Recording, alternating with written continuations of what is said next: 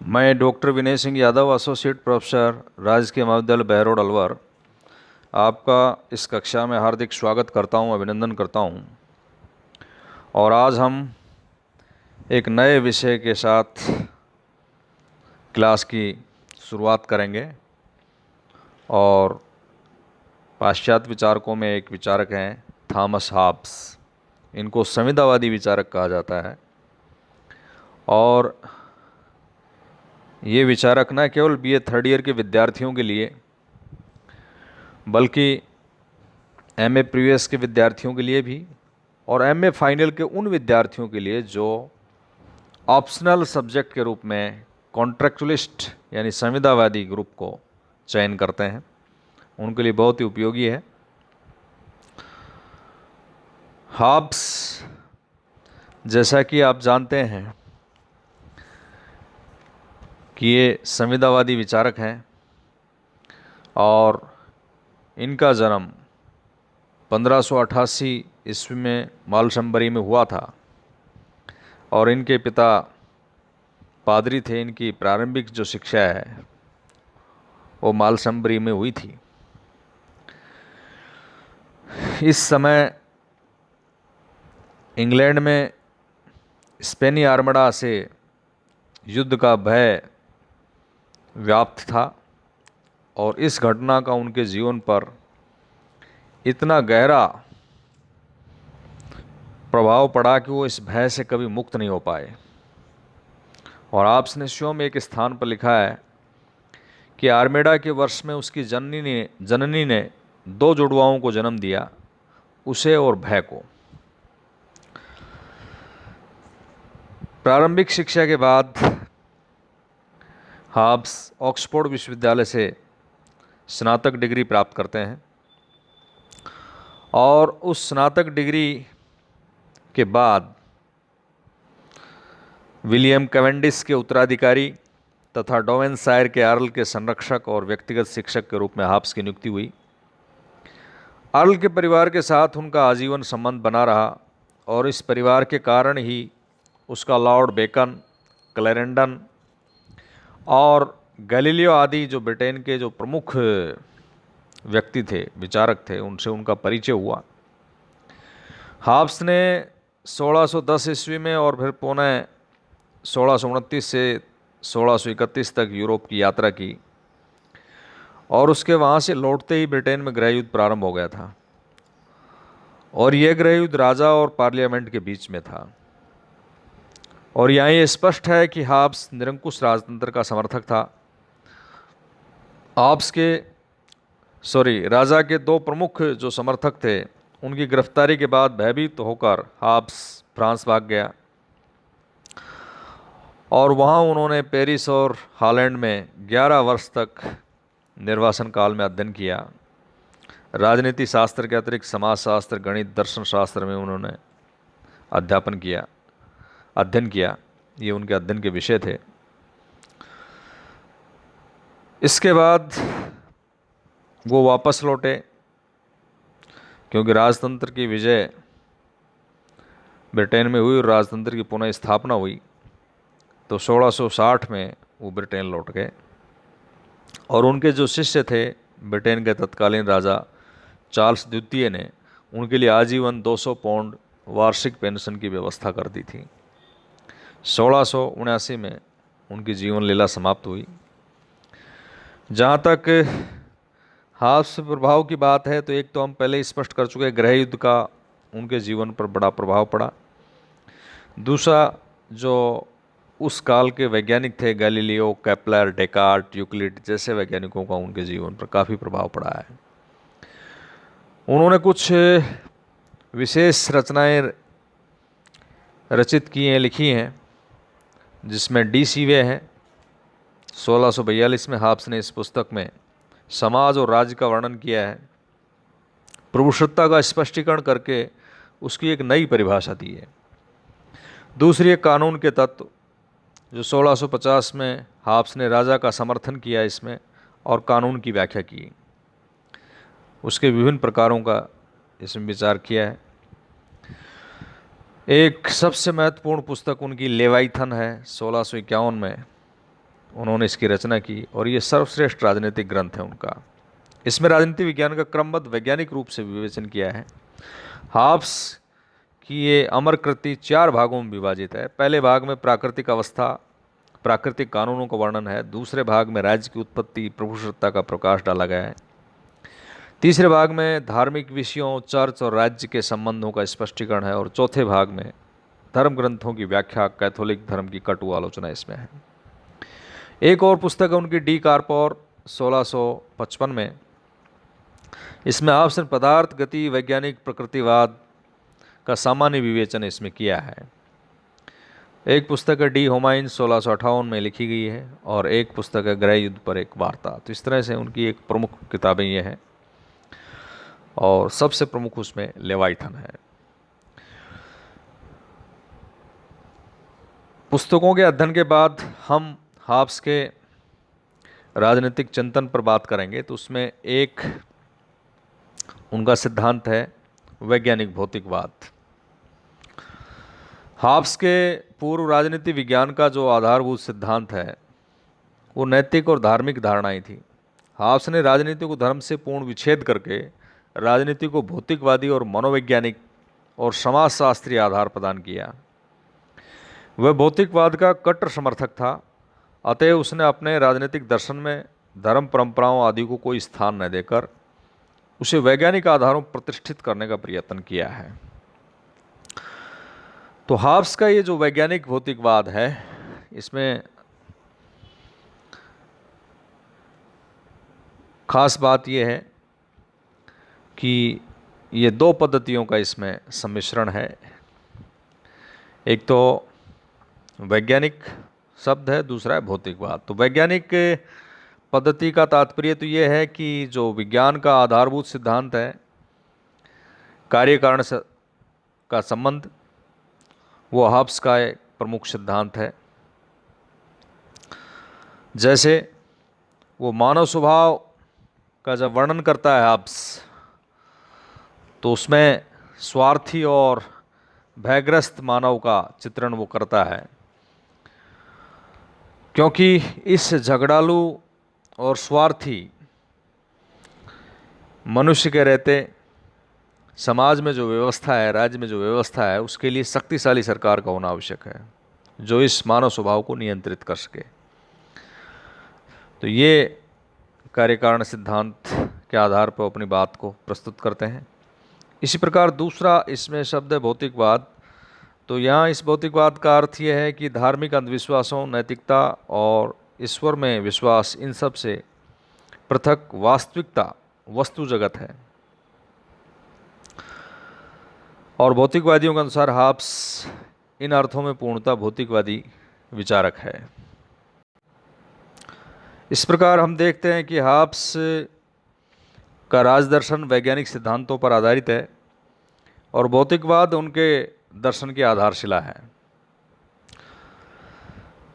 Halves Machiavelli, gene बोंदा के अनुभववादी ऐतिहासिक तुलनात्मक पद्धति से प्रभावित नहीं हुआ। वह डेकार्ट के इस विचार से प्रभावित हुआ कि अन्य विज्ञानों की समस्याओं का समाधान करने के लिए गणित का प्रयोग किया जा सकता है। गति विज्ञान और भौतिक विज्ञान में हाब्स की विशेष रुचि थी और वह इस निष्कर्ष पर पहुंचा कि राजनीति विज्ञान का निर्माण ऐसे तथ्यों का आधार पर किया जा सकता है जिनमें अंततः सत्य हो, और इस प्रकार उसने भौतिक विज्ञान के आधार पर मनोविज्ञान की और मनोविज्ञान के आधार पर राजनीति विज्ञान की स्थापना की है। हाब्स ने गणित, भौतिक विज्ञान, मनोविज्ञान की पद्धतियों का अनुसरण किया है, लेकिन उसने सबसे अधिक महत्व रेखागणित की पद्धति को दिया है। जब हम हाब्स के राजनीतिक दर्शन की चर्चा करते हैं तो ये हम पहले ही स्पष्ट कर चुके हैं कि जिन दिनों में इंग्लैंड के राजनीतिक जीवन में गहरी उथल पुथल मची हुई थी, उन्हीं दिनों में प्राकृतिक जगत के अध्ययन के लिए नए विज्ञान का उदय हो रहा था और हाब्स को इस राजनीतिक उथल पुथल ने अपना एक राजनीतिक दर्शन प्रस्तुत करने का अवसर दिया और उनको इसके लिए एक उपयुक्त विधि भी मिल गई। और उस समय जब वो 40 वर्ष की आयु में थे तो उनको एक प्राचीन यूनानी कृति यूक्लिड की ज्यामिति उनके हाथ लगी और उसको पढ़कर उन्होंने अनुभव किया कि ज्यामितीय तर्क शैली के आधार पर किसी भी विषय के क्षेत्र में निश्चित सिद्धांत का पता लगाया जा सकता है। हॉब्स वैज्ञानिक पद्धति का अनुसरण करता है और हॉब्स का ये विचार था कि वैज्ञानिक पद्धति के अंतर्गत केवल कार्य कारण संबंध के आधार पर आगे बढ़ना चाहिए। इसका मतलब ये हुआ कि या तो ज्ञात कारणों के आधार पर किसी घटना के प्रभाव को प्रमाणित करना चाहिए या फिर ज्ञात प्रभावों के आधार पर उसके कारणों को प्रमाणित करना चाहिए। उसके विचार में ये जरूरी नहीं है कि हम केवल उन्हीं घटनाओं के कारणों का पता करें जिन्हें प्रयोग के द्वारा ही सत्यापित किया जा सकता है, बल्कि शुद्ध बौद्धिक अनुमान के स्तर पर भी सही तर्क शैली का प्रयोग करके प्राकल्पनात्मक व्याख्या प्राप्त कर सकते हैं। हाइपोथेटिकल एक्सप्लेनेशन हम प्राप्त कर सकते हैं। हॉब्स का ये विश्वास था कि प्राकृतिक घटनाओं के अध्ययन में मनुष्य केवल संभव कारणों का पता लगा सकते हैं, परंतु मानवीय जो तर्क बुद्धि है उसका प्रयोग करके कॉमनवेल्थ या राज्य नाम के जिस पिंड का निर्माण किया जाता है, आर्टिफिशियल बॉडी, उसके संदर्भ में भी हम निश्चित सिद्धांत स्थापित कर सकते हैं। और इस दृष्टि से हॉब्स ने एक नागरिक दर्शन की तुलना ज्यामिति से कर डाली।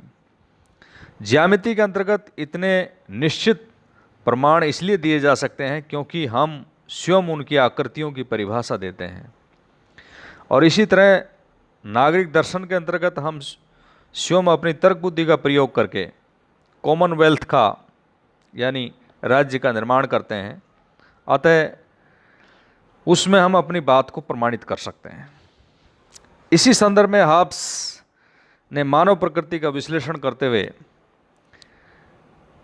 गैलीलियो की यांत्रिकी से प्रभावित होकर एक विचार रखा कि संपूर्ण प्रकृति की व्याख्या यांत्रिक दृष्टि से की जा सकती है। मानव प्रकृति पर भी यही बात लागू होती है।